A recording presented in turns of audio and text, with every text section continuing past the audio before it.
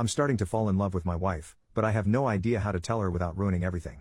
So about 4 years ago my 28M wife and partner of 8 years passed away due to complications after the birth, very rare, of our second son. I was deployed at the time, and completely devastated.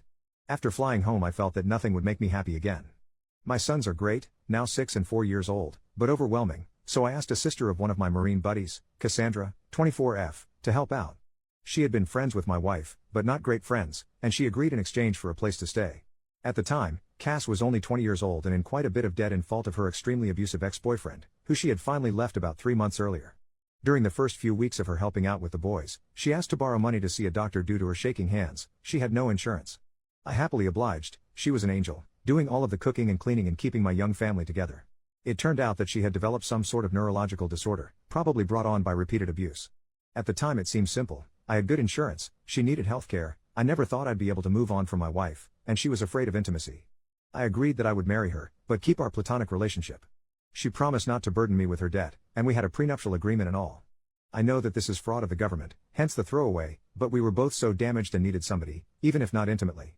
The past 3 years have been about as good as expected, if not better. Cass is great, better than great. She keeps the house spotless, had food ready every night when I get home, and has been working overnights as a baker and almost has her debt paid off. Her condition has improved greatly also, due to the great medical care she was able to receive. With the boys, she is a saint. She tells them about their mother, shows them pictures, takes them places for fun, and even taught them how to read. Of course the 6-year-old just finished kindergarten, but my 4-year-old is going to be the smartest kid in his class next year. Sometimes the 4-year-old calls her mommy, but she shushes him and reminds him that her name is Cass and that mommy is the angel whose picture is above the fireplace. Once her debt is fully paid off, the kids are in school, and she saves up a bit of money, she is going to go into a nursing program. Our relationship is still platonic, but very caring. I've cried on her shoulders more times than I can count, and she's done the same. One night I was very stressed out, and yelled at her about something pretty inconsequential. She had taken my sons to see Santa without me. She, of course, became quite frightened, but we worked it out and I even offered to pay for her to see a counselor. She didn't. That was 2 years ago, and we have had little fights ever since, but have been able to work through them. She seems to understand me whenever I'm hurt, upset, or angry, and is calming in a way that I can't explain. The problem is that I think I might be falling for her. I've been noticing little things, her scent, her smile, her laugh. The way she smiles with her eyes when she sees me, how much my boys love her. Not to mention that she's gorgeous, super hardworking, and one of the strongest people I've ever encountered. A few nights ago I almost kissed her after we had put the boys to bed, and her hugs goodbye have started lasting a little bit longer. The other day she was taking a nap in my bed, she was washing her sheets, and I wanted to join her. Not make love with her, just lay with her and hold and kiss her. I don't know what to do, or how to even bring this up. It's been 4 years since my wife died. I can only think of a quote from A Song of Fire and Ice books, in which a character says that when the sun has set, no candle can replace it. Meaning that since his true love has died, nobody could replace him. That's how I used to feel, but there have been days where my thoughts have been occupied with Cass, and I haven't even thought about my wife. I feel bad about it, and I still miss her, but I never thought that I'd be able to move on. I feel guilty and disloyal. At the same time, I want her.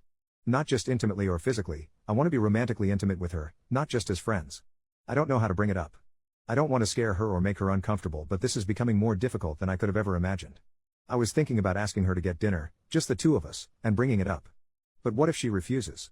How can I gauge her interest? If it means anything, the other day she was having a hard time with the boys, they were restless and being out of hand, so I brought her home some of her favorite flowers.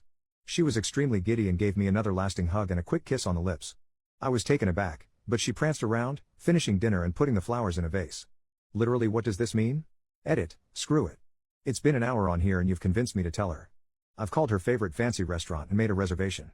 Her brother agreed to babysit, and let her and or I stay at his place tonight if she isn't into it or feels uncomfortable. She paid off her debt this morning, apparently, just texted me a picture of the check, and next week is our 3-year anniversary, so that is the prelude. I'm going to tell her at dessert. I'm nervous as shite. First update, 10 hours later, everything went amazing. Just got home. Love Reddit. I will update tomorrow. Time to go make out with my wife. Second update, 20 hours later, last night was hectic as shit at first.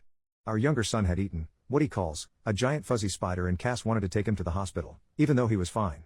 Her brother, we'll call him Joe, told her that he'd take care of it, and basically forced her out of the house to celebrate getting out of debt. She really didn't seem like she wanted to go.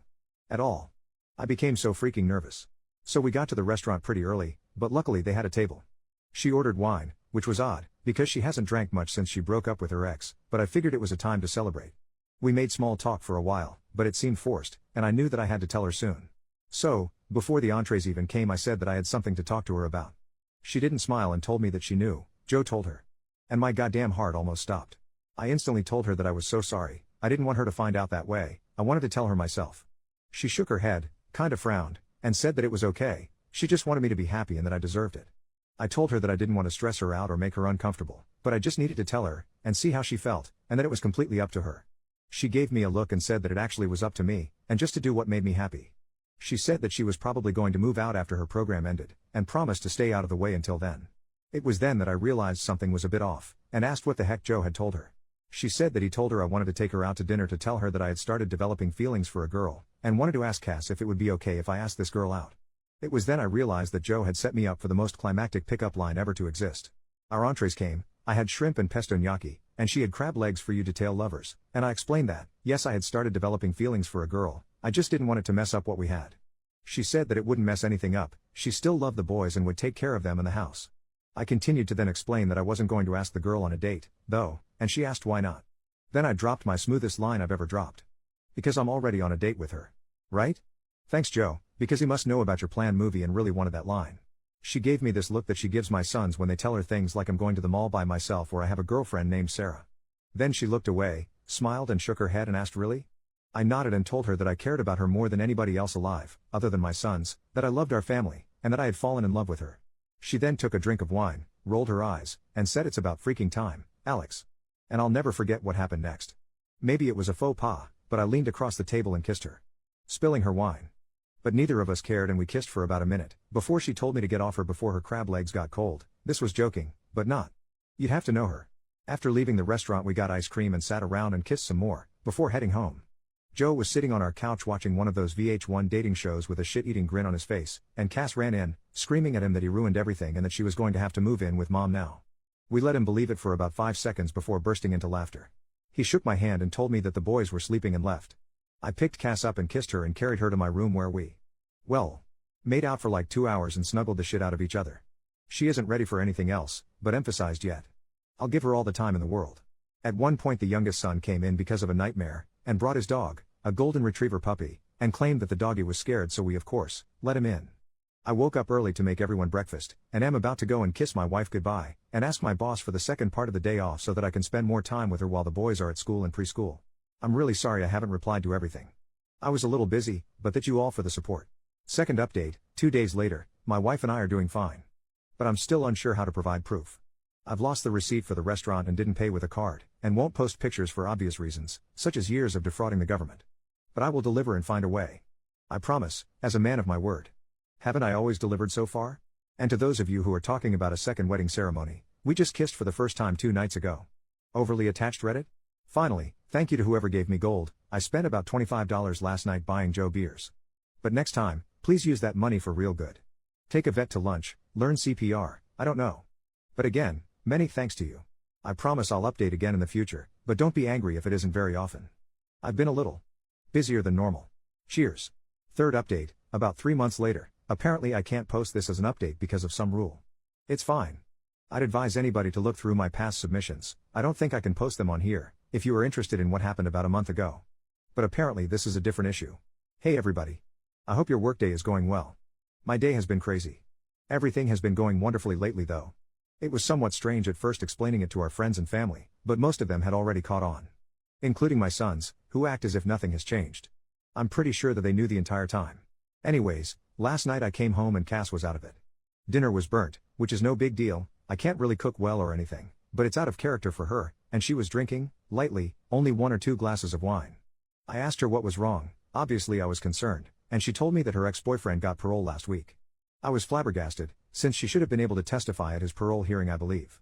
Apparently the crime that he was incarcerated for was unrelated to the abuse, which I had always assumed was the reason, but Cass had been, 1, assured it would put him away for a decade at least and, 2, had been far too afraid to testify against him or press charges.